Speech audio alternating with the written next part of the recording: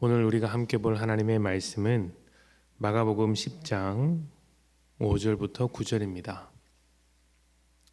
마가복음 10장 5절부터 9절까지 말씀 제가 봉독하겠습니다.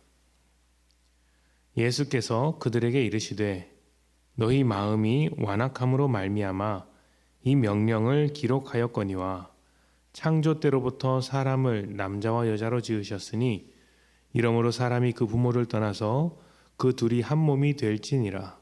이러한즉 이제 둘이 아니요 한 몸이니 그러므로 하나님이 짝지어 주신 것을 사람이 나누지 못할지니라 하시더라. 아멘. 제 인생 첫 마이카, 그러니까 첫 차는 아주 작고 귀여운 흰색 마티즈였습니다. 요즘은 잘 보이지 않는데 그때만 해도 마티즈가 이제 처음 차를 타는 사람들에게 있어서는 거의 필수 코스처럼 되어서 이제 저도 그 차를 이제 탔던 것 같습니다. 중고로 샀는데요, 굉장히 싸게 샀습니다. 그러니까 차는 멀쩡한데 너무 싸게 사서 횡재했다 싶었는데 나중에 알고 보니 이제 엔진에 결함이 있는, 그러니까 리콜 대상의 차였던 것이죠. 그래서 그 차를 타고 가면서 참 우여곡절이 많이 있었습니다. 주말이 되면 두세 시간을 달려서 사역지로 갈 때가 많았는데 고속도로에서 차가 멈춰진 적이 이제 한두 번이 아닐 정도로 이렇게 좀 사연이 많은 차였습니다.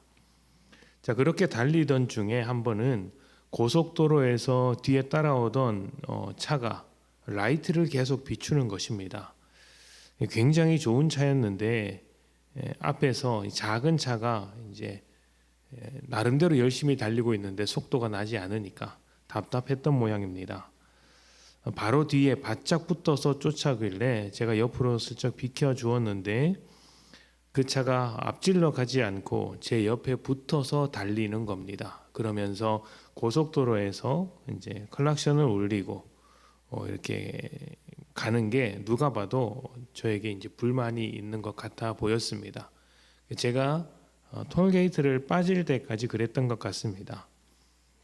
그분이 누구인지는 모르겠지만 좋은 차를 타는 것은 확실하지만 좋은 운전 습관이 아니라는 것을 알 수 있죠. 좋은 차를 탄다고 해서 좋은 것이 아니죠. 아무리 좋은 차를 타도 사고가 나면 아무 쓸모가 없는 것처럼 좋은 운전 습관을 가지고 다녀야 좋은 차라고 할 수 있습니다. 차만 그런 것이 아니라 모든 것이 그런 것 같습니다. 결국에는 사람 문제라는 것이죠. 십계명을 비롯해서 이스라엘 백성이 지켜왔던 율법은 하나님께서 주신 법입니다.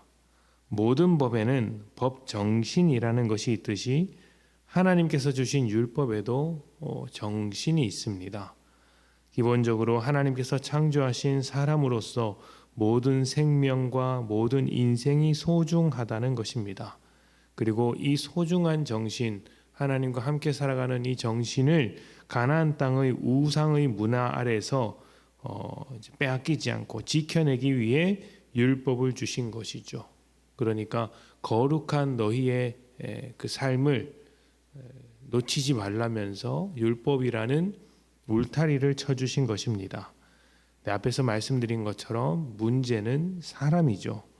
율법도 죄인이 받으면 죄를 이루는 도구가 되는 것입니다. 사람들은 율법에서 이혼을 할 수 있다는 이유로, 그러니까 율법이 이혼을 이제 허용했다는 이유로 수단과 방법을 가리지 않고 이혼을 했습니다.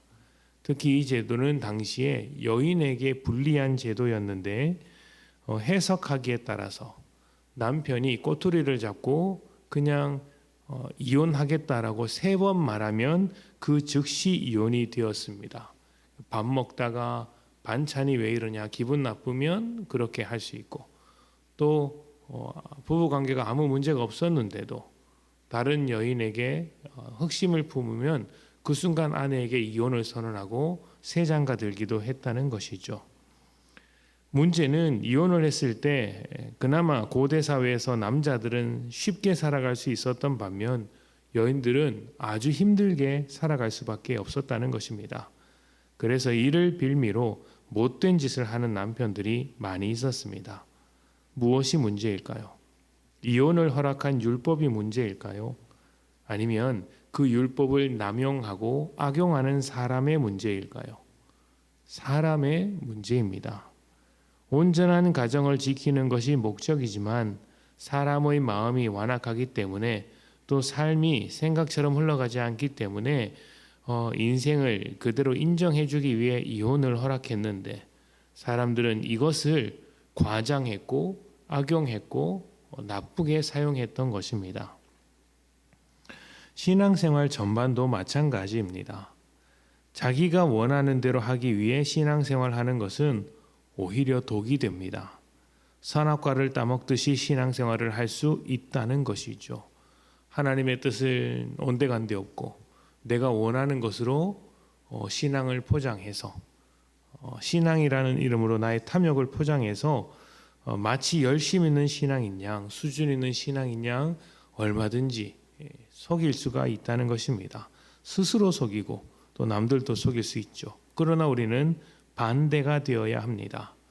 하나님께서 원하시는 삶, 하나님의 뜻을 향해서 우리가 나아가는 것입니다.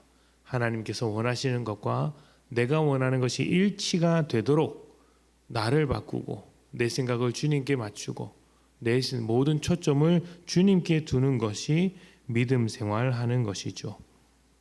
아무리 좋은 것도 악한 마음으로 하면 악한 결실을 맺습니다.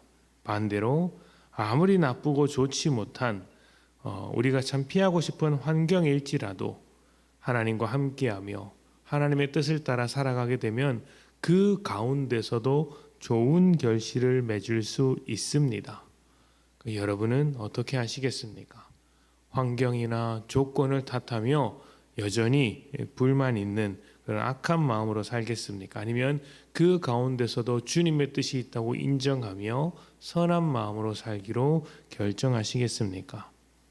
상황이나 환경 또 여러 가지 조건들이 우리를 자극하고 인생을 흔들지라도 변함없는 믿음으로 하나님의 뜻에 맞추어 살아가시는 복된 성도님 되시기를 축복합니다.